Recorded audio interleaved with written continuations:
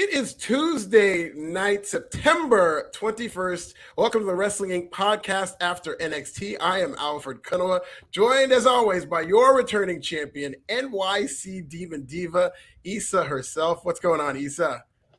Not much. How are you? I'm sorry. I'm excited for Grand Slam, so it was hard to concentrate on NXT tonight.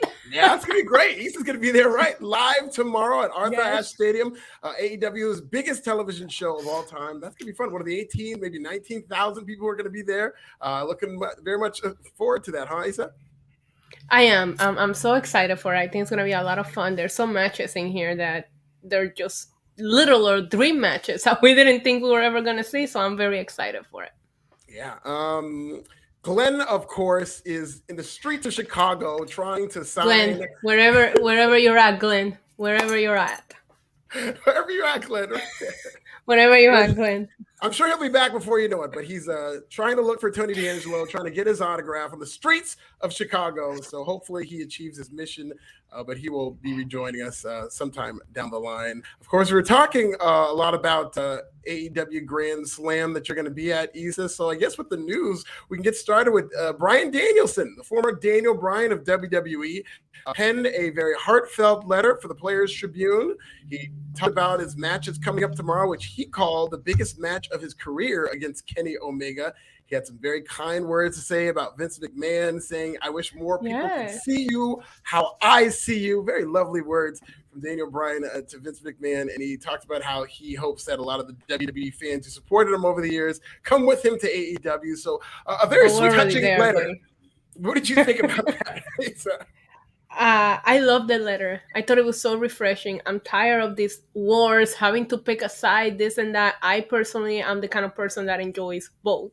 As far as Daniel Bryan goes, I thought Daniel Bryan accomplished everything there was to accomplish for him in WWE. So even when the rumors were going on, I thought it made sense. I was like, what is he going to do in WWE, really? He's done it all. He had a fairy tale run, if you really think about it. I don't know that we'll ever see a Daniel Bryan case ever again in WWE. And I love that when he came into AEW, he put WWE over, and he did it again in this note. And he's just such a class act, man. And it was fun to read. I love reading what he said about Vince McMahon, because I feel like we all speculate so much of what Vince is like, and he's like how he runs his company, but nobody really knows him, so it was good to see that from him. I think Daniel Bryan is a smart man, and he's not gonna close that door. He still has a relationship there. Yeah, that, and he had a very positive experience with WWE. This is not a situation where Bryan Danielson was bitter and left WWE to go prove them wrong, that he could show them up or anything like that.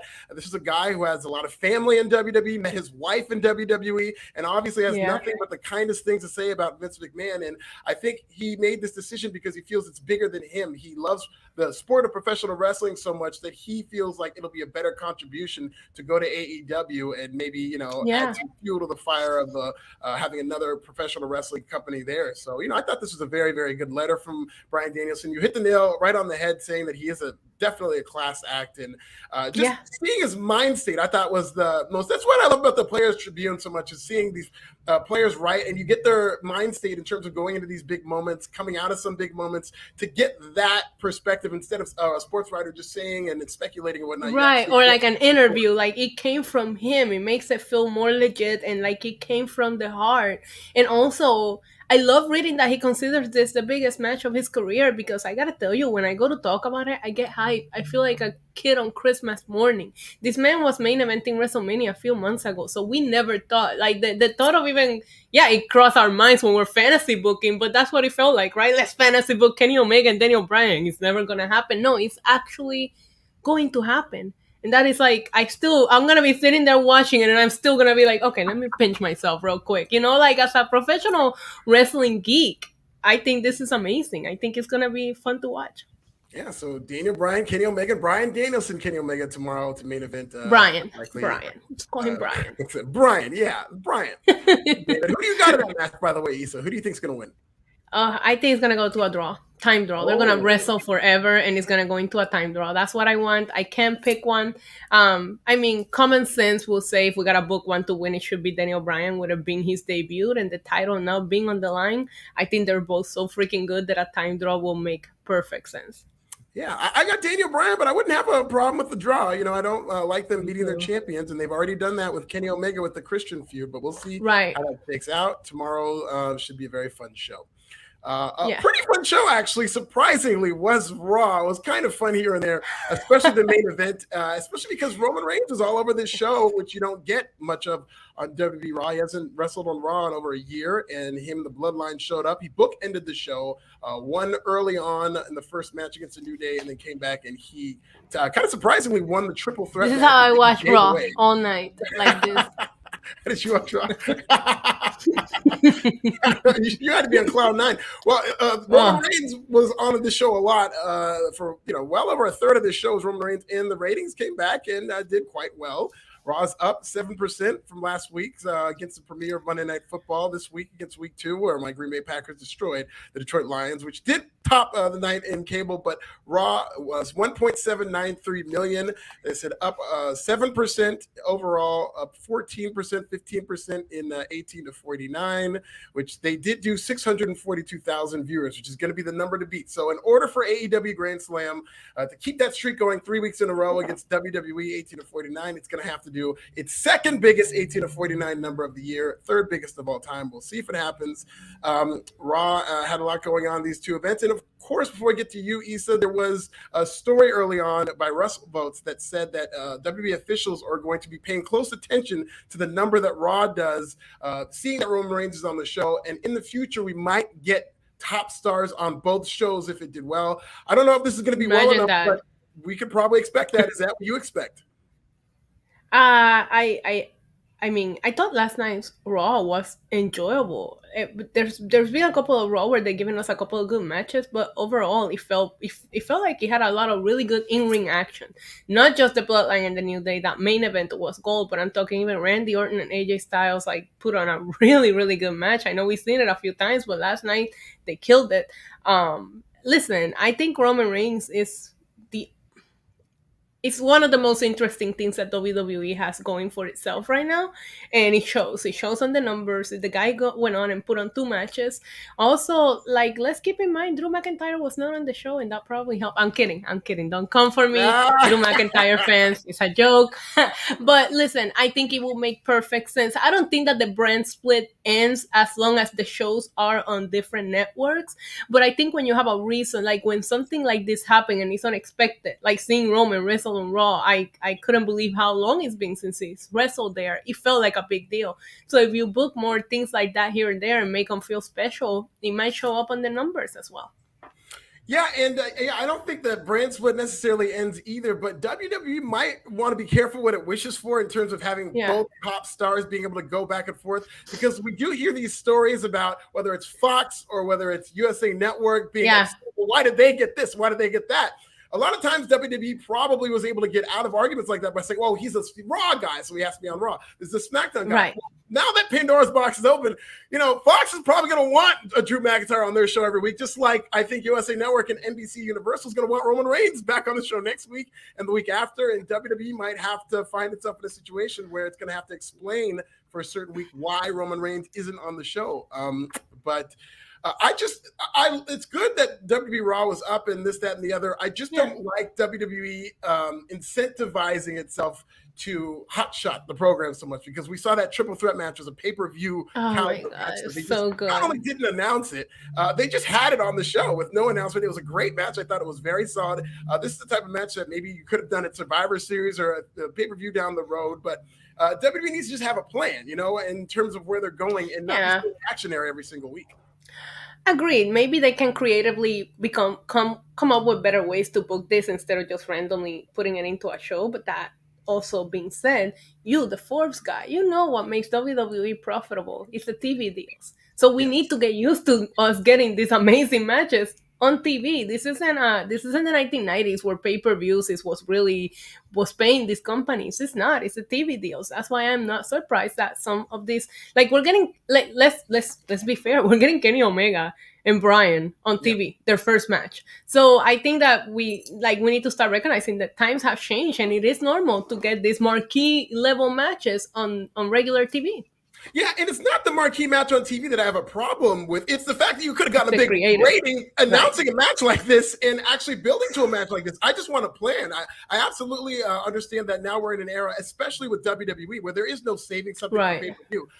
But if you're going to have these marquee television matches, at least maybe in 4 weeks have a match like this and then plan how you're going to get there, or at the very least announce something like this earlier in the day on Twitter if you knew you were going to do it then. Right, but at the same time, it will be 2 weeks in a row now of the anything can happen in Raw factor, and maybe that's how you bring in the ratings, because you had a successful cashing last week, which, okay, that was announced, but still, I personally didn't think it was happening until that ref counting to 3. And now this week, you had this match just being made out of the blue, so maybe they're just changing their creative to start making you think, okay, you know what, I'm going to have to watch because all of these things keep happening. So maybe that's the way that they're approaching kind of like getting the ratings back up, is just by making you think anything could happen. Look at the crazy matches that went on this Monday and we didn't even know about it. Yeah, I mean, that's one way to look at it, and that's a good appeal to have, is that... Why am I so positive today? Who am I? It is a good way to look at it, because that's a great way of putting it, in that people may think that, anything could happen, but you just want to be careful that WWE doesn't burn itself out and create this standard that's unrealistically high to where finally 10 weeks into the NFL season, we don't got nothing. People are going to flee and not want to see it because we got Roman and we got Brock. They'll figure something out. We got Roman Reigns, we got Brock. The man worked 2 matches last night. Like, can he get any hotter? He can't. Roman Reigns, 2-match Roman. Roman Reigns 2.0 on Raw last night, okay. You like red glove Roman, or how did you like his red Raw glove compared to his other? I love the red glove. It made it feel like, hey, I'm on Raw. I know I'm a special attraction here. Let me add a little, attention to detail. Yeah. Well, speaking of attention to detail, you're going to have this for this Netflix movie that's coming out. Issa, have you seen the trailer for Escape the Undertaker? It looks so good. Does it not look good, Alfred? Yeah. Like, I can't wait. I think it's going to look like a lot of fun. This is the type of movie you go to the ice cream dispensary, get yourself a little ice cream, sit back and watch. A lot of ice creams. I might go through my entire pint of ice cream before I sit down to watch it. You got a pint of ice cream? Who's your plug? Who's your ice cream plug? Listen. I'm just gonna say I'm gonna eat ice cream before I watch it, okay? Well, I don't know what kind of ice cream I'll eat. I have different preferences, so we'll see. And I'm sure you grew up in this era as well, too, in terms of the Choose Your Own Adventure books. Did you ever read those in school? Yes, and they were fun. Gonna be like. Yeah, I know. It's so good, so good. I think it looks like a lot of fun. It's going to be the New Day and the Undertaker. It kind of looks like, okay, I'm sure it's going to be hokey and cheesy and whatnot, but the acting, like the New Day, they're great actors, and the Undertaker's always been a great performer. So it's not like bad acting. It's not like the performances are all that bad. If you're able to just suspend your disbelief and get into it, I think this is going to be a lot of fun. The fact that it's on Netflix really is cool, because it's going to be more, obviously, of a bigger, broader audience that potentially it can be shown to. We'll see who ends up connecting with it on that front, but I think this is going to be a lot of fun. I agree. I can't wait. I saw the trailer and I was like, okay, this looks way better than what I even anticipated. So I'm super excited for it. I hope nobody dies. Black people don't have good luck in scary movies, and you got 3 of them in this place on rules. They did tease that Woods gets got, so I hope none of them. No. I think Xavier Woods can. He's the one. If somebody can escape the Undertaker, it's Xavier Woods. I will put all of my poker chips right there. Okay. I love it. I can't wait for this. October 5th, I believe it is. King Rail for $5. So we complain, we get the same old from WWE. Then complain, we get surprised, and they actually hold our interest. Listen, to this point, I mean, of course, you're always going to get double-sided complaints from wrestling fans, and I do kind of agree with you in terms of we get the same old. You're absolutely right. When there's the same matches every single week, yes, nobody wants to see the same matches every single week. But the alternative doesn't have to be the extreme where it's like, okay, fine, we're going to give you this big pay-per-view main event without announcing it. There can be a happy medium in here. This is kind of similar to the Jeff Hardy thing, where it's like, oh, you complain when Jeff Hardy beats Karrion Kross, but you also complain when they put him in the 24/7. That's not the only thing that could have happened with him. Maybe there's a now he's out here re-breaking Sheamus' freaking nose. What the hell, man? Listen, to King Rail's point, I agree. I haven't complained. I have fun, but listen, if you say Roman Reigns is gonna sit here and stare at the TV for 3 hours, I'm gonna stare right back. So that's just my case. I didn't complain about Roman Reigns being on Raw. I will never complain about more Roman Reigns. Yeah, and I will say Raw has been fun the past couple of weeks. I personally have liked watching, Raw these past couple of weeks and what they've given us. Same. It's just that I can't help but think like, man, how long can they keep this up? WWE does often struggle not having like a plan and a story to go build to something big. And so knowing that they're doing this on such a week-to-week basis makes me think like, you look at the Extreme Rules pay-per-view this weekend, you could clearly tell that they haven't like been able to think this one through because of a lot of the stuff. Yeah, the card. Agree. The card is looking a little, and we don't even have an opponent for Big E, not even the rematch with. I thought we would get somewhere on Monday where they will book that. So yeah, I get it. I get it. Yeah. Extreme Rules is gonna be a weird pay-per-view. We don't even have a gimmick match. They don't even have a gimmick match booked. I believe Finn Balor and Roman Reigns, they just announced it's going to be an Extreme Rules match, but that might be it. Oh, okay. So the demon is going to bring... You're not nervous about Roman Reigns and Finn Balor? No. I do think that Brock gets involved and it ends in no finish just so you don't pin the demon. That's what I think is going to happen. I'm over here booking great finishes. Let's hire me, creative teams, okay? But I forgot what I was going to say. See, I got so excited about thinking about Brock coming in, and I think that could happen. Don't you think so? And that way you don't pin the demon. Yeah, I haven't thought about it. I just thought that they were just going to have, another notch for Roman Reigns' belt because, that's another thing that would really put him over. But he already beat Finn Balor. Like so what is that, a double notch? Like the same notch, but we're just going to put a little face paint on the one knot and like how do you do that? Yeah, he's got face paint on one of his notches. He's a stylish man. Yeah. I was surprised that he got the win last night because last night I'm thinking, okay, you're building toward Bobby Lashley and Big E. They're going to do something where either he leaves the ring or he doesn't get pinned or whatnot. But Roman Reigns got 2 wins on Raw, which is a show he's not even on. So this is why I think they're going to have him beat Finn Balor again. Did you just say I was surprised that Roman Reigns got the win? You need more ice cream. You need some ice cream in your life, bro. Well, you don't think I've had too much ice cream? I'm thinking this. You didn't have enough ice cream. If you think you're gonna be surprised that Roman Reigns got both wins, of course he did. The one thing I appreciated about this, there was so many close finishes that I really did think that Roman was going to lose a couple of times there, and B, the day that Roman Reigns loses is going to feel like such a huge deal. I hope they do it right. I really, really hope they do it right because, like, even last night I was like almost crying at the close finishes. Imagine the day that man loses; it's gonna feel like a big deal. Yeah, definitely, and I hope it's Big E who beats Roman Reigns. Bad Keith Gaming for $2 says WWE should keep the door open now for both brands. What do you think about that, Issa? I mean, I don't know. I feel like if you start, if they end the brand split, we're just gonna see the same 10 people on both shows. That's the problem. Yes. That's how I feel that will go. But they tried to do the wild card rule and it didn't really work. So I like a brand split. Let's just shake it up though. It's been too long since we gotten a little bit of mixing up who's on what, and that's why the shows feel so repetitive at this point. Yeah, and I don't have a problem with that brand-to-brand invitational. I know they only adhere to it when they need to bring somebody over, but not necessarily having people just go in and out like it's a revolving door, because I agree with you, that would water down the product, but having the 2 brands and then once in a while somebody comes on, I'd have no problem with that. Mm-hmm. Stephen M for $4.99, Tessa versus Charlotte or Tessa versus Baker. Which match is bigger as well as better in your opinions? Tessa versus Charlotte. I'm going to say that's a match that I've always been curious and wanted to see. But Britt Baker is growing so much, not only as an entertainer, but as a wrestler, that I'm pretty sure a couple of months from now, I'll probably change my opinion on that. But I do think that Tessa versus Charlotte is something I always wanted to see.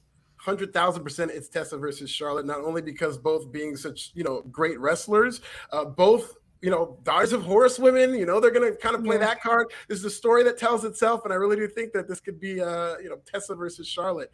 Very similar in terms of the athleticism and whatnot. I think that would be all-time match. But yeah, Britt Baker's on her way, but Tessa versus Charlotte. And before we get into NXT, let's talk about the godfather of NXT, Triple H. Some pretty good news from Triple H. He did post his first message since having a genetic condition in terms of his heart. He said, "I've been blown away by the outreach and support from so many people. I'm recovering, doing well, and deeply grateful for all the love of my life. Especially grateful for Shawn Michaels, all the superstars and crew, WWE NXT. Steph and the girls love the snacks. See you soon. So Triple H on the mend, and looks like he's going to be back sooner than you think. Good for him. I'm glad he's okay. And I hope that everything is, taken care of and that he continues to take care of himself. I guess, yeah, I'm just happy. I was happy to see him on my timeline today. I was like, man, I don't even care what's going on with NXT. I just want Triple H to be okay. Exactly. That was good to see. Great to see. So we get into NXT 2.0. Week 2. Week 2.0 of NXT 2.0. Week 2.0. I like that. How about that? We start off with Tommaso Ciampa, new champ, kind of playing like the John Cena role, hyping up the product, how great this brand is. We got a lot of the new guys standing in the ring, Odyssey Jones, Joe Gacy, a lot of people who we'll see over the night.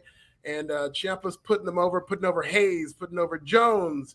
He gets interrupted by Cameron Grimes. Grimes gets interrupted by LA Knight. LA Knight gets interrupted by Pete Dunne. You know where this is going. We get a big brawl in the center of the ring. We cut to the back. There's a brawl with the women that they seem to have a hard time keeping up with. We go back in the ring. The brawl's still going on. It's down to Braun Breaker and Tommaso Ciampa are in the ring, and they call out Pete Dunne and Ridge Holland. There, of course, those reports about NXT getting more edgy, and we saw a little bit of that, or the first hint of that in this segment, where Braun Breaker said, if you bitches have the balls, you guys can come and challenge them. And so this set up the main event. It's Ciampa and Breaker versus Holland and Dunne in the main event.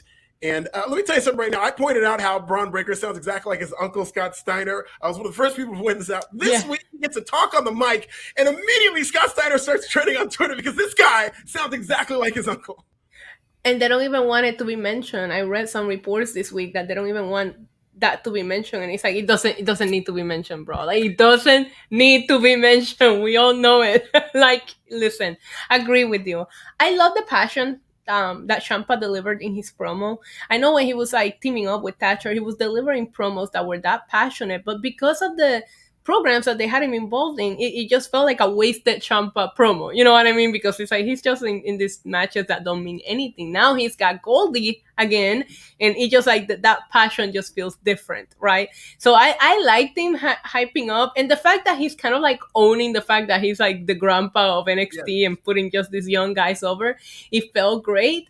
I will say the interruptions felt a little too Monday Night Raw opening, and I don't want to go there. I don't want to compare. I watch NXT with a whole different perspective, but it really reminded me of a Monday Night Raw opening where somebody interrupts and then somebody else comes out and then somebody else comes out. And listen, ultimately, we did book the main event out of this segment, but I didn't like that. Also, my goodness, Samoa Joe gets injured and now William Regal once again loses all control of NXT. Everybody's brawling anywhere. We need Samoa Joe to come back ASAP because obviously this William Regal don't know how to control his kids. I completely agree with you. That's what went through my mind this whole time. Is it? I mean, they could have done a storyline continuity where now that Joe's gone, it's chaos again because this is exactly how they were booking the product before they had to bring in Joe, and now that he's gone, they're doing this again. And I do think that was a missed opportunity for them to at least mention that. Looks like now that there's no enforcers here, there's all this craziness going on. I know. King Rail for $10. Question for Alfred. I'm black as well. Would you call this era of people of our nationality? I personally think Me Too and BLM actually changed the way WWE looked at African American. This is actually a very good question.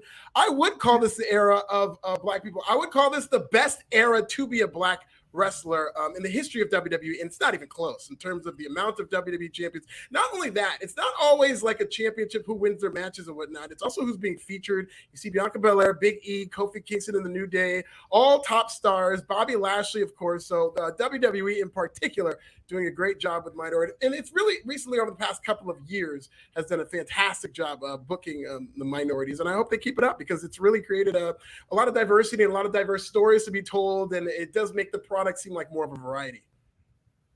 Yeah, 1,000%.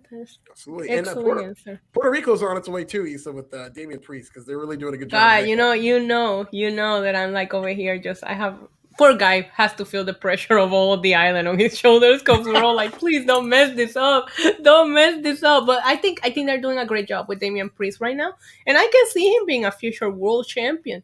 I just want somebody to take those mid-card titles and make them matter. And I think Damian Priest can do that for the US title. Now let's do it with the IC title as well. Absolutely. That's a good point. I think he's done a good job with the US title in terms of And in addition to that, yeah, talking about minorities themselves, like take a look at the mid-card titles as well. You have a Puerto Rican and Shinsuke Nakamura, Japanese, holding the other titles. It's a very, very good time in WWE for just some changing the scene. Okay, you see a lot of more variety of people and being featured, and it's a good time. Yeah, and I like it. It really did stand out when Big E won that title, in that it's getting less and less a story that a black guy won the title. The last two, in fact, where Bobby Lashley beat The Miz, and it's like, oh yeah, of course Bobby Lashley should win. Like, people have been seeing this coming for a couple of weeks in terms of where they're going. They built him up, and it wasn't like a historical, oh my God, they let this black guy win. It's like, yeah, of course Bobby Lashley's going to win. Yeah. Of course Big E, who's been ready and got the money in the bank, is going to win that title. Like, when a black guy wins a world title in AEW, whenever they're ready, that's going to be the story. He's the first black champion and this, that, and the other. And I feel like that's becoming less and less a story, and I love that. Same with the women. Remember how much of a big deal we made when the women will main event Raw, main event a pay-per-view. Now it just feels so normal. We got to that main event between Sasha and Bianca this WrestleMania, and now I feel like it's just normal for the women to main event shows, pay-per-views, whatever. You know, like, it's awesome. It's amazing that things have changed so much from when we first started watching wrestling. Yeah. Hojo Togo Belinsky for $5 says his voice and face looks like Rick Steiner, but the words feel like Scott. Packers more fun to watch than Roman. That's what I'm talking about. He said the Packers are more fun to watch than Roman. Go Pack, go. I didn't say it, Issa. No, but you popped for it. Like, what the hell was that? God, I always pop at the Green Bay Packers. That's my guy. I'm a part owner of the Green Bay Packers. I have to pop at the Packers. I miss Glenn. Glenn, wherever you're at, please come back soon. I can't do this. Glenn. Roman Reigns is excellent on Raw, by the way, but the Green Bay Packers looked slightly more excellent in their domination of the Detroit Lions. Okay, let's move on. Packers 35, Lions 17. We move on to Roderick Strong versus Kushina. This was a good match, only because, you know, for the rest of the night, you're going to just see one squash match after another. So this really stood out as being kind of a long, lengthy match. They had a match of the Cruiserweight Championship, a lot of outside interference from the Diamond Mine. In fact, the finish came when Malcolm Bivens tried to help Roderick Strong by putting his foot on the rope, leading to a lot of outside interference and ref distraction. Roderick Strong won with that modified suplex backbreaker. After the match, out comes Grayson Waller. Remember him? Drake Maverick's old tag team partner from a couple of weeks back. I didn't remember him. I don't blame you. I didn't remember him without any of his gear, because he was in that wrestling gear with that ear and stuff like that. Right. There was something different. I was like, who what? I had a Conor McGregor moment where I'm like, who the fuck is that guy? Yeah, I had the Tommy Davidson meme from the Breakfast Club. Who are these? You know, I say the rest of them. Yeah. I had that moment. So he comes out, and the crowd did too, because the crowd didn't seem to understand who this was. But then they did say, you know, it was Grayson Waller, and looks like it's going to be Grayson versus Roderick Strong next week. I don't know if they specified if that was going to be for the title, but go get him, Grayson. Let's see what you can do.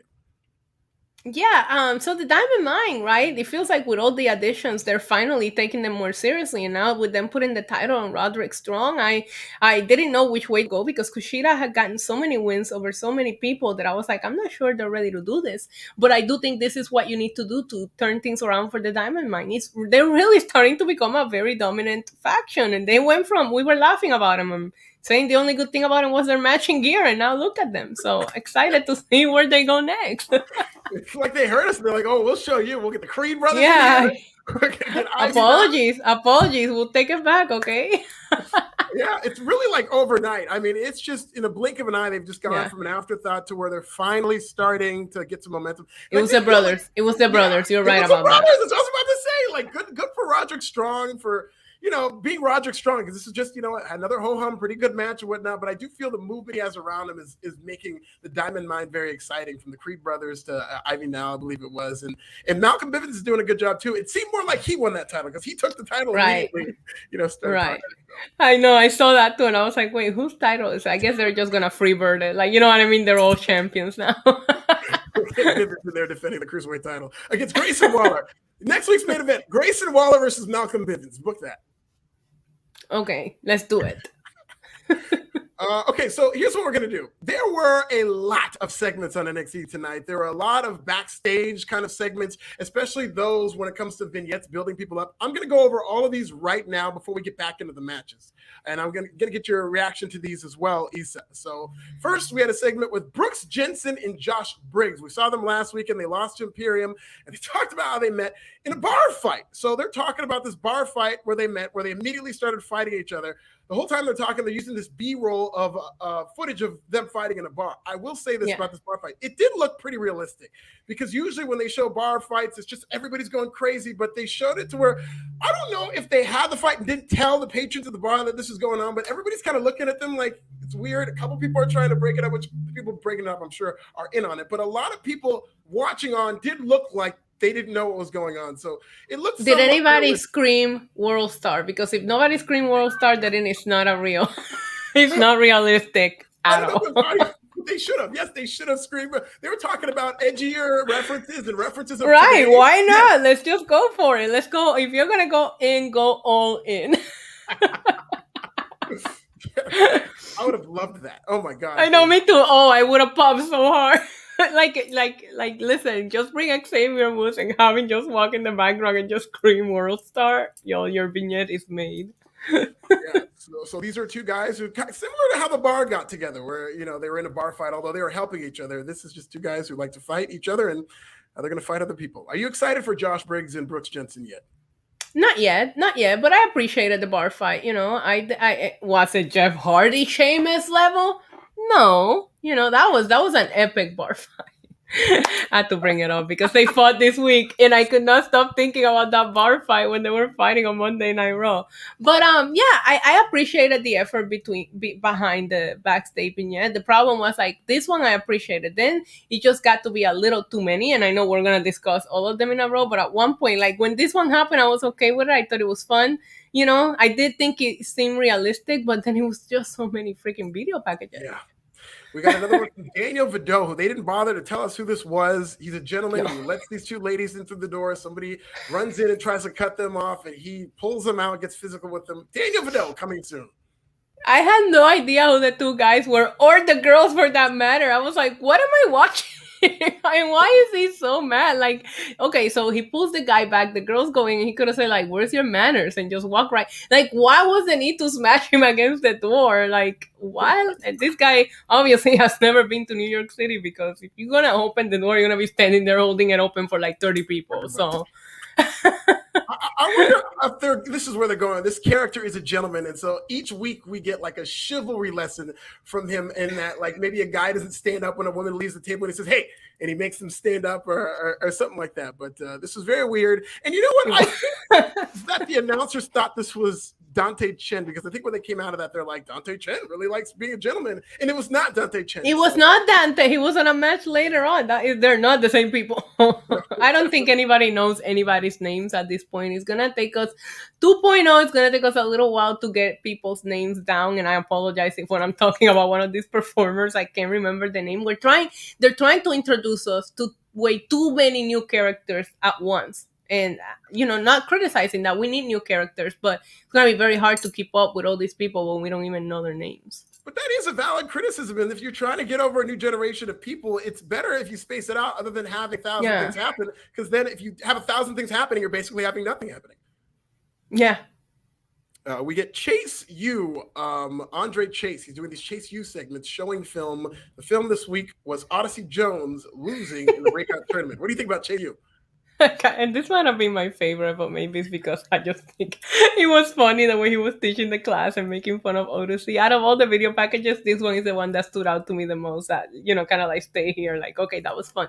Well, of course, there's one more, but he is above everybody else. Like, I don't compare him. Like, there's this group of people, and then there's Tony, but we'll get into that. Yes, I was gonna say this is my third favorite segment. We'll get to the favorite, but I love these Chase U. If you're watching and you have access to get me one of those Chase U sweatshirts, I'll love. Oh my god, yes! I like the Chase U. Like, why are they not on the shop already? That will sell. All of that varsity style like clothing sells very well. They need to capitalize on that like ASAP.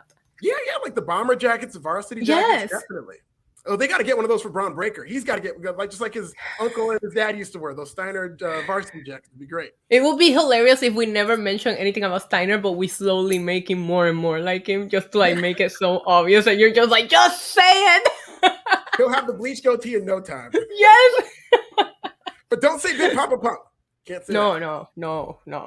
Von Wagner, we get a vignette from him saying that, he lost, but he took an L. He's coming back. Von Wagner is. We'll see with him. Sure. Then we got Trey Baxter was backstage after taking a loss that we'll get into later, and it looks like he might be doing a superhero gimmick. His girlfriend is Cora Jade. She said, "You're a freaking superhero," and then he goes, "Superhero," and they zoom in. So it looks like this time NXT is going to be stealing for WWE, other than the other way around. Do you think they're going to change his last name to ASH? Trey Baxter, almost a superhero. We could get it. Maybe he will. Maybe he'll be actually a superhero, but still ASH. So, I like that. Actually, okay. Smooth. Baxter, what's Trey Baxter's superpower gonna be? What's he gonna? Hopefully, he can disappear. Oh no!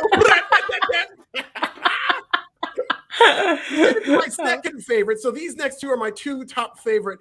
My second favorite is Ikemanjaro is doing MTV Cribs, where he shows his closet, he shows his jackets, he shows his kick pads, and he had the line of the night where he says, "When you think of Japanese wrestling, you think of strong style.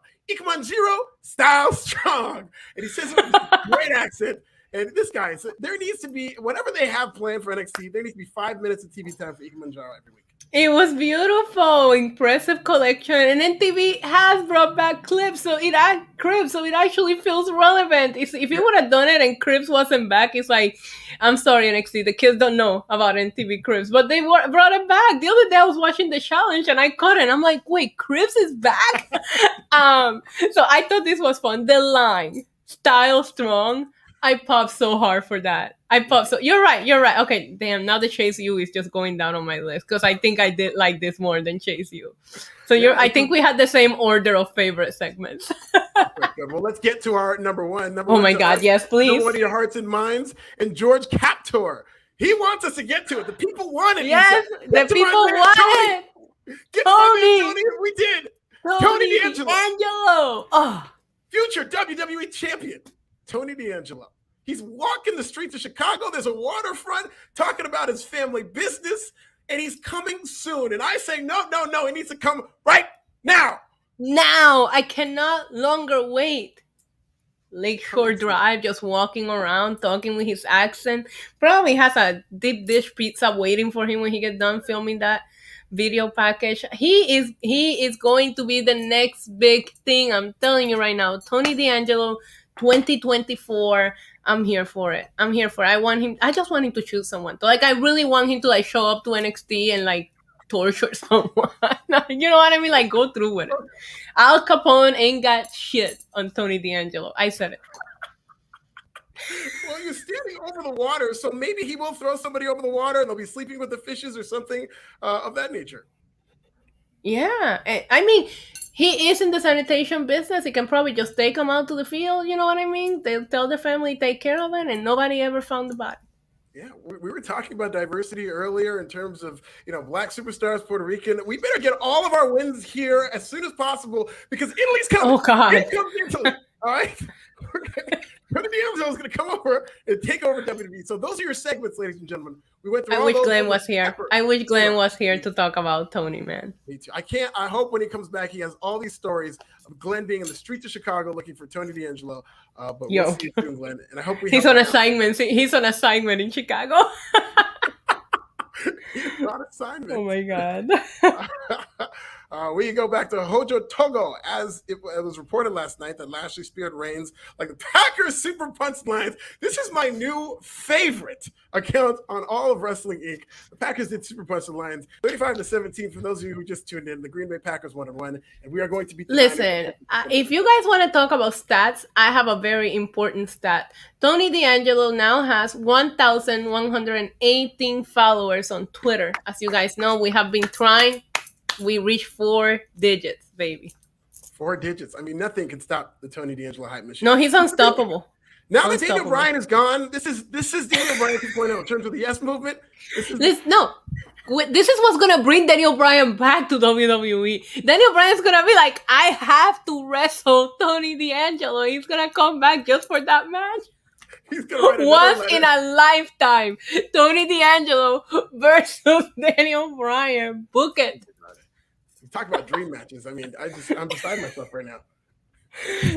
We're ridiculous. We are ridiculous. Tony D'Angelo, baby. Let's go.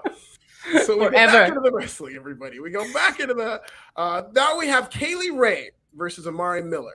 This was a squash match. It was a showcase of Kaylee Ray, Amari Miller, very new, kind of like your basic baby face. And she was just squash. She wins with the gory bomb. Issa? Yeah, so good squash match. I always like a good squash match, but now it's like Kaylee, I thought she was gonna wrestle. I don't care because I like who Raquel's next opponent is going to be. But it feels like we're a little all over the place with the women's division and we need to just set some feuds in place. You know what I mean? Like, don't Absolutely. You feel that way? Because she came out after Raquel beat Dakota. We haven't seen Dakota. I hope she's okay. We never seen Dakota after that. Like, it just feels like we're a little too all over the place. I'm willing to give it the benefit of the doubt and wait just because I know they're resetting things. But it was like, so why you bring her? She called out Raquel and now you just have her squashing people and Raquel's going to face somebody else. But then again, I'm not mad at who Raquel is going to face, so we'll get into that. Yeah, we'll get into that. And we went later on, and it was after this match. It was Dante Chen versus Trey Baxter. So this is a match that Trey Baxter lost. This literally probably lasted one move. It was a squash match. Yeah, they did some stuff, and then Dante Chen had like a suplex into a powerbomb that he won this with. He's the first Singaporean superstar to compete for WWE, and he's an impressive looking guy. Has some pretty unique gear. It seems to be very charismatic, but they kept this extremely short. Yeah, it was short, sweet, simple, and to the point, and we'll see where it goes, but he did look impressive. We get into Cameron Grimes versus Joe Gacy. Joe Gacy gets to stretch his legs out a little bit. He is a conflict resolution person who basically now he's dressed like a guidance counselor with wrist tape, and he's talking about how he doesn't want his male privilege to get in the way. And then Cameron Grimes proceeds to pretty much squash Joe Gacy. Another very, very short match. Cameron Grimes beats Joe Gacy. Do you think we had so many squash matches tonight just because there were so many video packages they didn't have time to? That's what it seemed like. I mean, they didn't have time to give them enough time in the ring because of all the freaking video packages. I feel like that's how they wrote the show. They just wrote the video packages and all the stuff they wanted to do in character development. They're like, okay, fine. If we have to have wrestling, we'll just have this match and do it as quick as possible and then get back to the storytelling. So, we'll see. I mean, and speaking of which, Elektra Lopez versus Anna Shearer, they went 15 minutes. No, I'm just kidding. This is a squash match as well, ladies and gentlemen. This might have lasted less than a minute. After the match, Santos Escobar really puts her over. She's La Madrina. She's the first lady of Legado del Fantasma. And then she calls out that kind of means godmother. Is that what it means? La Madrina? Kind of. Yeah, I mean, in my culture, if your madrina is your godmother, which is almost, it's just as against her as first lady, but I get it. I'm just saying that's what it means to me. She's still a badass. Love the correspondent reporting. Good to know. Hit row, and then they brawled with B-Fab and Elektra, so they're really building toward that match between B-Fab and Elektra. Yeah, I love Elektra. Love her gear. She looked incredible. She took her time taking her jacket off, and I was like, she's working under there, and I loved the anticipation to see her gear and everything. She's awesome, and I do think she has added a lot to Legado. We talked about how I feel Legado had just fallen from being up here to, and now, being the bottom after taking all the losses. But I do think that Elektra has revitalized this faction. I want to see where it goes. And B-Fab is the shit. I love her. I love Hit Row. Yeah, I really do like what they're doing with this, and that they're taking time to. I feel like now they're taking time to build these two women as these two big bulls going against each other. Both the stables are also benefiting because they're getting that much TV time, and you're getting the conflict between them as well. So they're doing a better job in terms of building their feud. Mm-hmm. We go to Odyssey Jones versus local competitors. Guess what happened in this one, Issa? It was a squash match. It went on for about 30 minutes. Of course it was a squash match. It was Odyssey Jones. Come on. Technical wrestling classic. But Odyssey Jones was great. Just killing two guys. I loved Odyssey Jones in this. And of course, we got a second appearance of the night from Andre Chase in that beautiful sweatshirt. Yes. You like the sweatshirt too? Because I did. I really like that. Sweatshirt, man. You can tell it's like one of one. And they actually took time. It's not like this mass-produced thing. It's an actual shirt that he put thought in. So it looks great. I want a shirt just like that. I want it. I'm telling you. I love that you brought it up, because sometimes I'll pick up on those things, but I'm like, I don't want to sound too girly on the fashion, but I kind of really like that sweatshirt. So it looks like Andre Chase, Odyssey Jones, we're headed to a few there. And then the match you were alluding to, it's going to be Raquel Gonzalez making her 2.0 in-ring debut against Frankie Monet for the NXT Women's Championship. In that segment, we also got an appearance from Unreal Howard, who is Lash Legend, I believe her name is. Yes, Lash Legend. She's going to have a talk show segment starting next week. But we are going to get one-on-one, which was a match that was supposed to happen a couple weeks back, but didn't. Raquel Gonzalez versus Frankie Monet. I am so excited. I'm finally get to see Frankie Monet in the title picture. I won't be mad if she wins. I don't see her winning yet, but I wouldn't be mad if she wins. I think there might be some shenanigans here and just expand the feud, maybe. I don't know, because we don't even know when the next takeover is. I don't know if they're doing one for Survivor Series. If they are, it's going to be there, because the tickets just went on sale here in New York, and it's just for Survivor Series and Raw. They don't have anything advertised for like the Saturday before. So whatever. We've been begging for them to do more with Frankie Monet. We are all Frankie Monet fans here, even Glenn, whatever you're at. And I'm excited for it. Lash Legend. Listen, okay, this is about to get super girly. But as somebody that spends a lot of money on my lashes, love her gimmick. Love her fucking gimmick, because I want everybody, like, do you know how expensive it is to have eyelashes hers are not extension, she has strip lashes, but you know how expensive it is to keep up to having your lashes looking very nice? It's very expensive. It's every 2-week kind of maintenance, so somebody putting that over is always gonna have my love. Well, to quote Joe Gacy, my male privilege does not allow me to understand how eyelash and pricing like that works, but it does seem like very kind of high maintenance affair in terms of getting all that stuff together. And it looks very great. Yeah, of course it is. Alfred, I go in there, I have to lay there for 2 hours, and they have to go lash by lash, and they glue an extension on every single hair. It's a lot. Yeah, it's a lot. Does it hurt at all? No, it's like the most expensive nap I ever take. Oh, so you can sleep through it. You can just kind of sleep. Yeah, you sleep because your eyes are closed. Your eyes are closed while they're doing it. So you're laying down, she's above you, like gluing you. So I just take. It's a very, very expensive nap. Oh, that's amazing.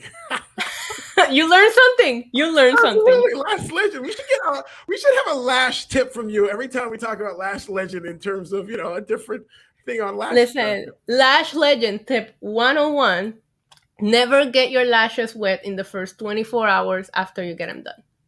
And that's your tip for today. That's your tip for today, everybody. So those of you tell your significant others, women in the chat, that's your tip for today. I love that. We get Mandy Rose and Toxic Attraction out to the ring. They're doing this promo. Gigi Dolan is saying that they're unbeatable. JC says they want the NXT tag titles. They're getting what chance? Mandy's like, I'm hot. Mandy Rose. Mandy had that line saying that none of the guys in there could get with her. And but, oh my god, I thought that was so funny. This guy said, "We're unbeatable. We're coming for those titles." And Mandy's like, "I'm fucking hot. Sorry, I'm hot, and you know it." I'm like, "Yo, okay, sign me up. Why not?" I like the promo. I like that they're after gold. I like that Mandy Rose explained, whether we like the explanation or not, why she finally came to NXT, because we never really heard a good explanation for it. And tonight she gave it to us. She came to be our gift. That's what she said. Right. There was a little bit of, again, not trying to nitpick, but it felt very raw. The whole, like, look at how hot I am, where they usually don't do that in NXT. NXT is very, like, I'm talented and I'm going to kick your ass when it comes to the women.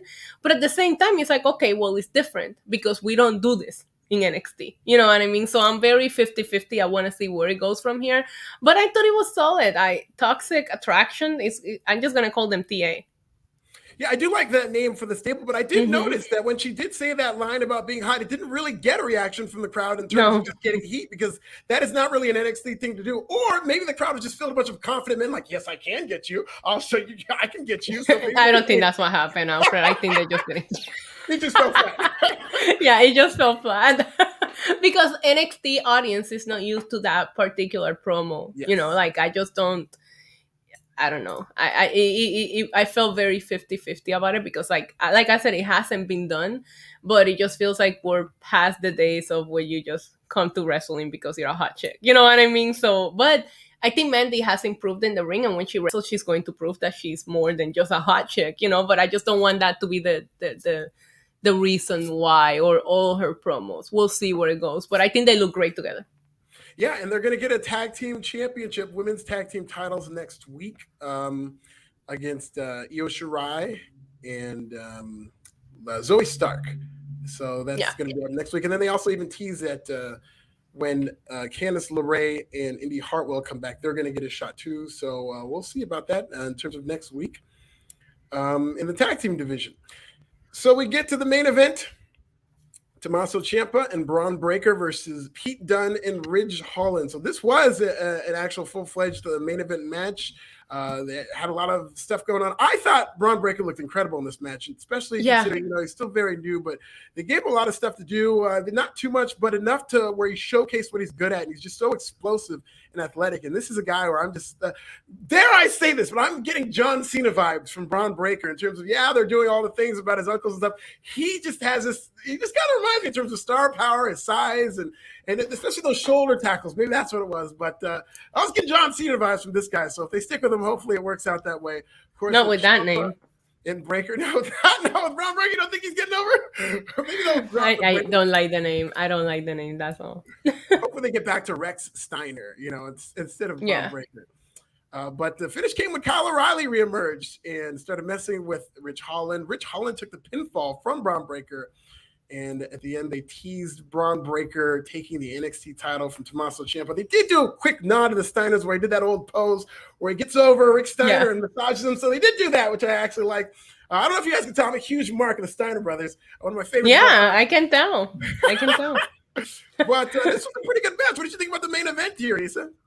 I thought it was a lot of fun. I did think Breaker looked absolutely great. I feel very, I don't know, why are we in limbo with Pete Dunne? I thought we were on a clear path to a championship feud back when they did that Fatal 5-Way with Pete Dunne, and now I don't know where we're at with him. And I heard he resigned, so I don't know if maybe he went into limbo because they were in the process of negotiating that. But now that he resigned, let's like, I don't know. I don't want him. I like Pete Dunne a lot, and I think he's worked hard to get in a main event kind of feud.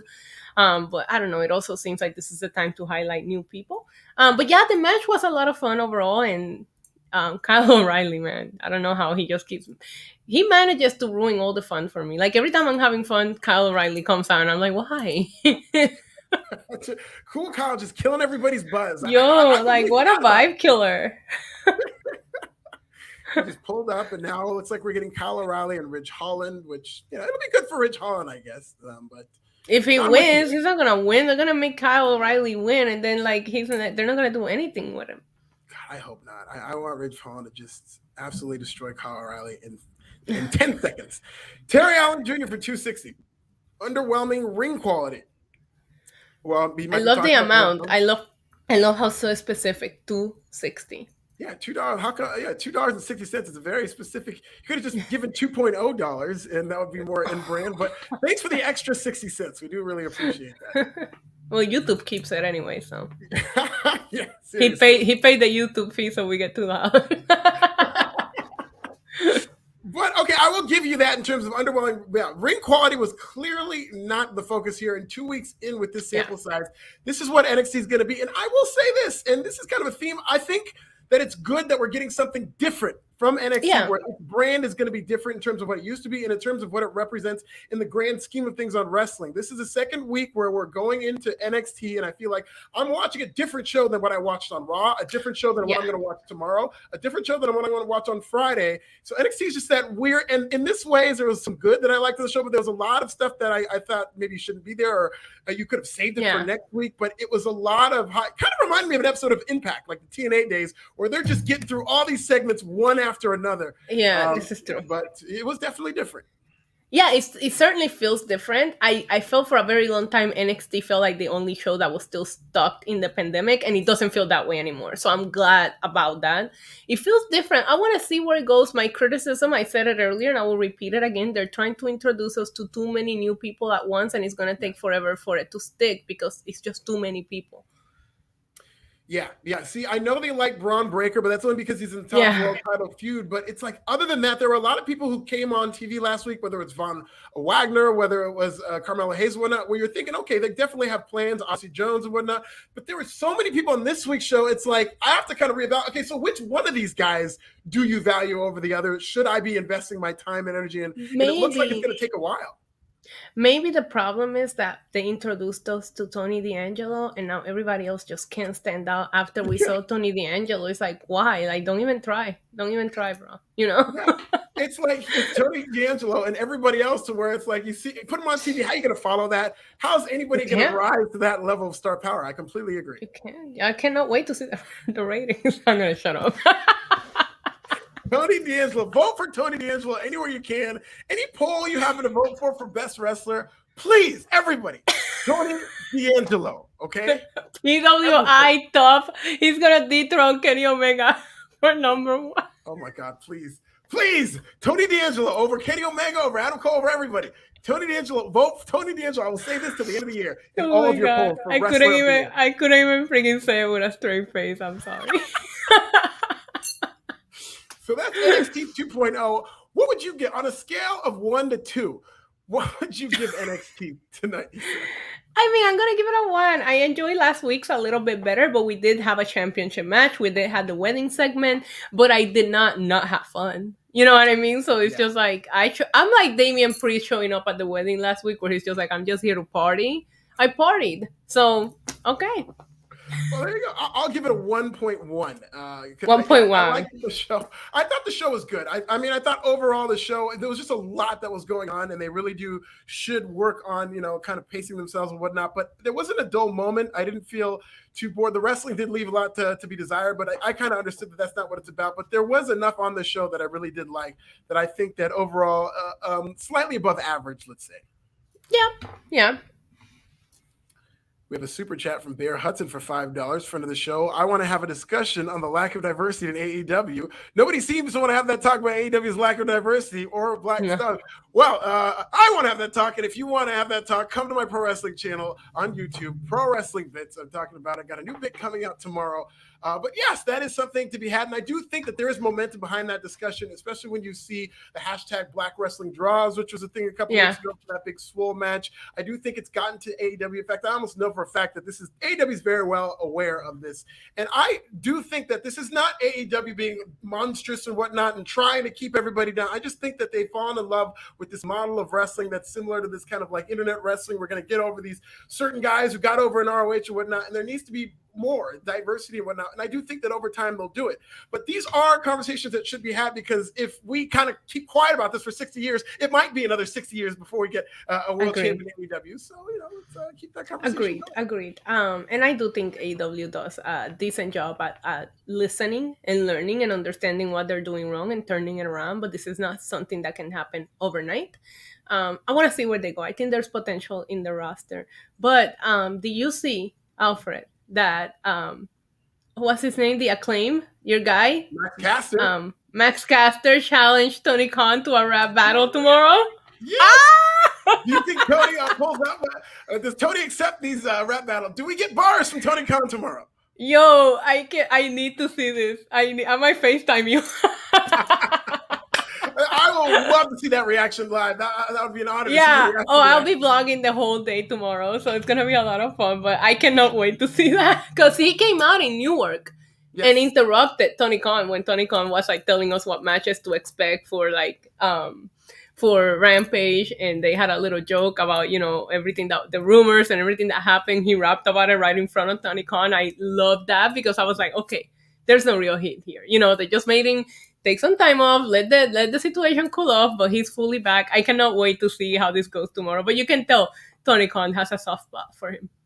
Yeah, and it looks so if they end up doing this to where it is, a rap battle, because it looks like they're going to address this. I don't expect Tony Khan to come in there rap, but I would like to see if they do something tomorrow, a New York area rapper. I was gonna say, Get what the if hell Tony on it, Khan man. says, "Listen, I'm a businessman, but I know somebody," because that's why he did that last week in New York too. He said, "I know somebody," and he brought out, I think it was somebody from Teen Taz, or I don't know who he brought out to kick their butts. Maybe it was Jurassic Express, somebody.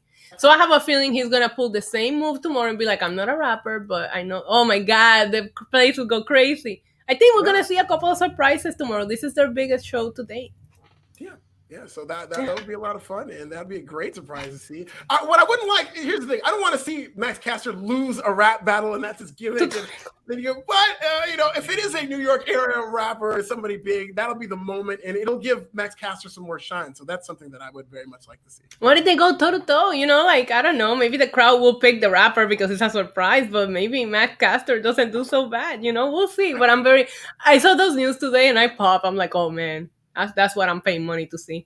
That's it right there. Max Caster is nice. Max Caster gets busy. So if it was like up to that New York crowd, they might choose him over the rapper. I'll never forget when Bo Dallas beat Flo Rida.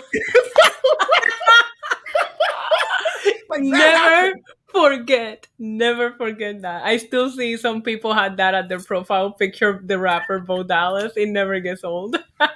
Nobody can take that away from Bo Dallas. Nobody. In real estate, doing good things. Well, that's our podcast for tonight, Issa. Just at an hour, having a fun podcast. Of course, shout out to Tony D'Angelo. Do you have anything you want to promote, Issa? Yes, tomorrow, before whoever is in town for Grand Slam, we're going to have a get-together. A couple of the New York City creators, those foul-mouthed creators, will be getting together at, what's the name of this place? Forest Hills. I want to make sure I don't botch it and people show up somewhere else, right? Forest Hills Station House at 2:30 p.m. right before Grand Slam. There's going to be a few of us there. There's going to be drinks, food, and wrestling talk. You can't beat that. So if you guys are in town for AEW and you're looking for something to do before the show, come hang out with us. There's access to the 7 train, which you can take right to Arthur Ashe. It's about like a 5-7 minute ride. So it's perfect. Come hang out. Excellent. Come hang out in New York. That's where everything's going to be going down tomorrow. If you were here, Alfred, you will be there, but you're not here. One of these days, maybe I'll catch a red eye and then show up and make a run. Hey! Follow me on Twitter at This Is Nasty. Follow Issa at NYC Demon Diva. Best reactions in the business. And that is our podcast. We will see you guys this Friday to talk about SmackDown and Rampage. Good night. Bye.